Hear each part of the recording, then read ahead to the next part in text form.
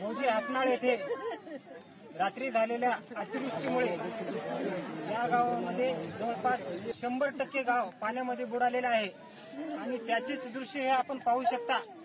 इथले जे नागरिक आहेत अक्षरशः अधिकार होऊन गेलेले आहेत। त्यामध्ये त्यांचा आर्थिक मानसिक आणि 5 ते 6 लोक म्हणजे बेपत्ता आहे। प्रशासनाच्या हाती लागलेले नाहीत। अंधारीची 5 ते 7 लोकांना येथे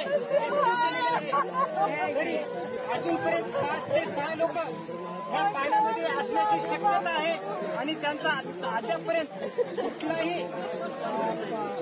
शोध लागलेला नाही।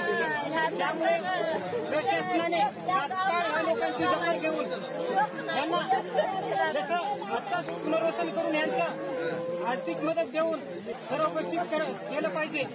याच उद्देशाने हे लोक आता आलेले आहेत। यांचे तुम्ही दृश्य पाहू शकता।